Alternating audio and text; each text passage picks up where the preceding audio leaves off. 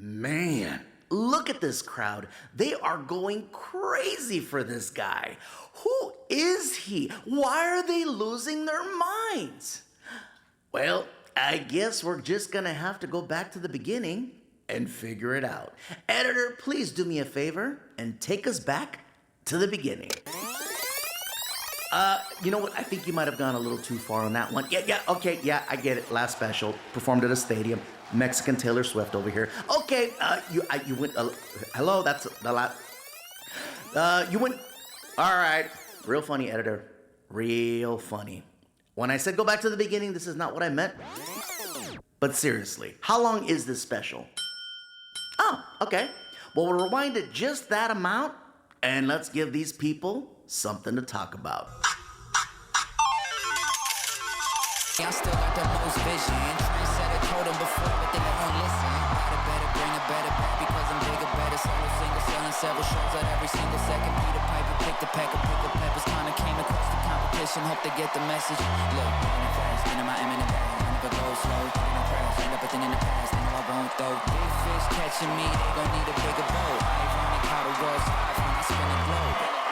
Always showing up. Last year's song still holding up.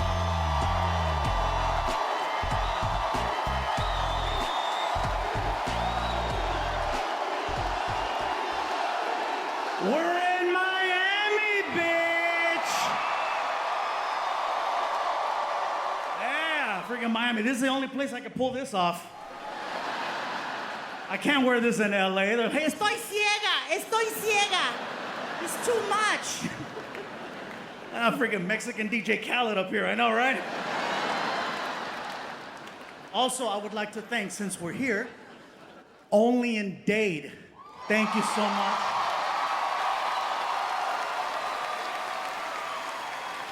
If you know, you know. And I think you know. And also to my friends over at La Carreta for all the food. So, yes. Yeah, man. Before we get started, you guys, I would like to thank the Hard Rock Hotel and Casino for the opportunity to record a special. No other entertainer has done a special here yet. Tonight is the first one.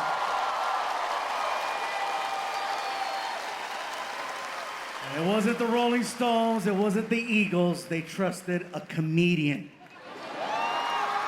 to make this happen, so I want to say thank you. Is anybody else staying here at the Hard Rock? Hey, me too. This is a beautiful hotel, and I'm not just saying that because my room is free. You know you're in a nice hotel and casino when you turn on your TV in your room and they have their own video. Like if you're staying here, you turn on the TV, you get this. Welcome to the Hard Rock Hotel and Casino.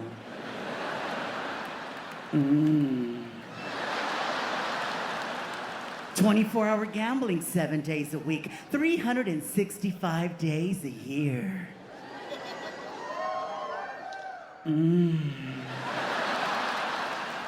I'm sitting there like, why can't I stop watching this? And I started thinking at this point, why don't they just do that to the slot machines? You know what I mean? Gambling's already shameless, might as well go all the way. You walk up to one of the little machines, pop in a 20.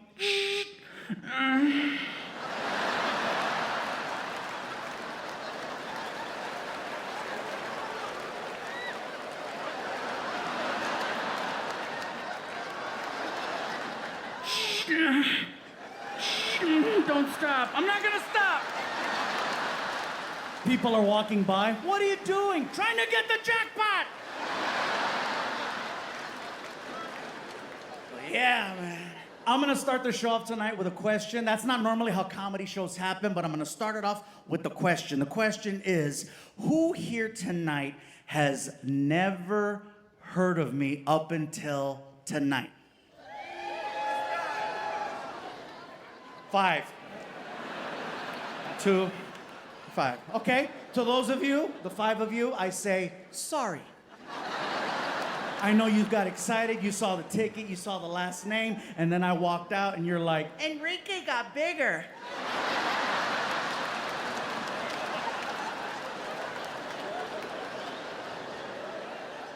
The only reason why I ask who has never seen or heard of me before is because if you have, then you know the type of show that I do. And you know the type of show that I don't do. Like, I'm not here to tell you who to vote for, who not to vote for, what shot to take, or what baby to get rid of. That's not for me to say. And if you're already offended, you just missed the whole point of that. I'm telling you what I'm not gonna do. I promise you, I am here to entertain, not offend. Okay? We're gonna have fun with everybody, starting with me, but I'm just gonna let you know, we are living in a very different time. I've been doing this so long, I always figured as long as I'm being nice, I shouldn't have any issues. But it's a very different time. This is year 27 for me. Yeah. 27 years of being a comedian. And in those 27 years, I never had to worry. You know, when I first got started, shoot, 1997, I was clean shaven. Yeah, I had hair. I know, look at some of you. What happened? Huh? Vaccine, I know. I'm kidding. Sorry, Florida. I'm kidding. I said vaccine, some of you were like, I told you. Yeah, no. Te dije, el gordo dijo, yeah. And oh, by the way, I have some friends that tell me, dude, man, you're making money now. Why don't you get the hair thingy? I said, for what? Well, you know, some women, they want a guy with hair. Well, good for them. And they're not lying. I have gone out with some women that made it a point to tell me that hair was important. One told me flat out, I need to be able to run my fingers through your hair.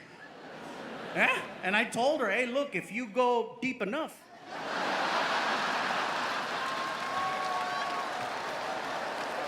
you're gonna get your wish. You were not specific on location. Hey, you want hair, you want pelos? I got you. But yeah, 27 years of being a comedian. And in those 27 years, I have seen a lot of comedians come and go. And I feel very grateful that in all that time, we've still managed to maintain a certain level.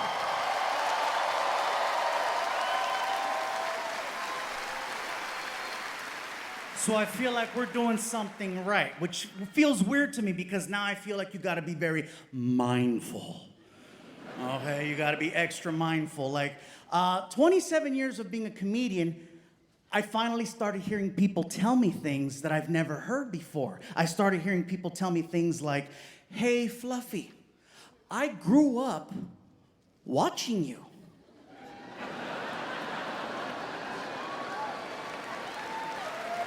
Which is an incredible compliment. Because that doesn't just say that you're a fan. That says that you're invested. That says that you've been following this career for a very long time. Some of you, the first time you saw me perform, you were kids.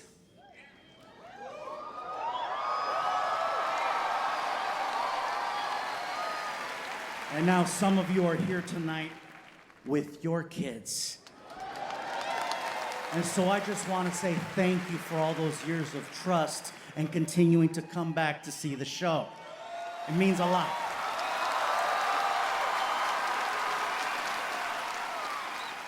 Hearing someone say they grew up watching me, that is one of the most beautiful compliments any entertainer can receive. And I understand that now with therapy, that's what that means. Look, I'm not gonna lie, the first time I heard someone tell me that they grew up watching me, I didn't know how to handle it. I didn't know how to process because nobody wants to feel like they're getting old. So the first time I heard it, I was like, second time I heard it, I was like, buy a hat. The third time I accepted it, I was like, many years ago, when I first got started, all of this was land as far as the eye could see. It was a very different time. And by the way, I don't know why my old voice is white. He just is. I tried doing the Mexican voice, but you don't take him as serious, you know? Just, No, pues chingue su madre, cabrón. Ahí andamos en el rancho y nos mandaron a la chingada, güey. Está bien difícil. So, but times are changing. The rules are changing, so I don't know how much longer this is gonna be okay. I'll tell you what happened to me and why I brought that up. I did a podcast, and before I went into the studio, I'm talking to the producer outside. And the producer's really excited and happy, and she's like, Gabriel Iglesias, we're so excited to have you. This is really cool. Before you go in, the host wanted me to ask you something before you go in for your interview. I go, sure, go for it. Okay, what do you identify as?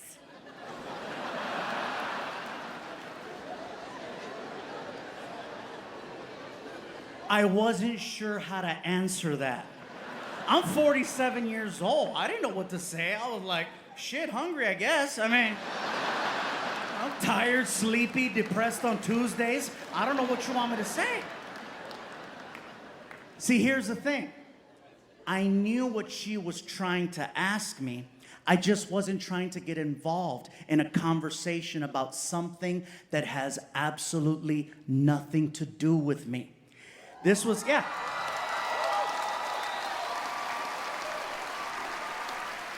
I felt like I was being baited because no matter how I answered that question, I was gonna find myself in an awkward situation. So, you know, because for me, I was just like, let me just be funny. But nowadays, you can't just not answer the question because silence is seen as a problem. And I'm sorry if me not answering a certain question is considered a problem. I was brought up during a time where you were constantly told to mind your business.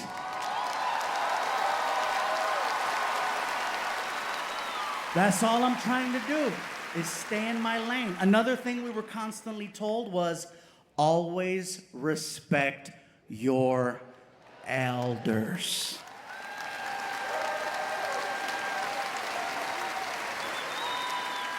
And no matter what generation you were from, that was at least the one thing we could always agree on until now. Now older people are seen as a problem. They are, you know, and I understand the youth of today has the technology in the palm of their hands and you can Google just about anything, but you cannot Google life experience, okay? You can't. You can't download struggling. You can't download failure. You can't download these moments that help build you up to make you a better person. And so, again, for me, I chose to stay in my lane and just crack jokes when the girl asked me the question. She got very upset. She got very offended. Oh, as soon as I cracked the joke, she's like, no, no, no, that's not what I mean. I mean, what are your pronouns? What? What are your pronouns? For example, are you a they or a them? A they? Or a them?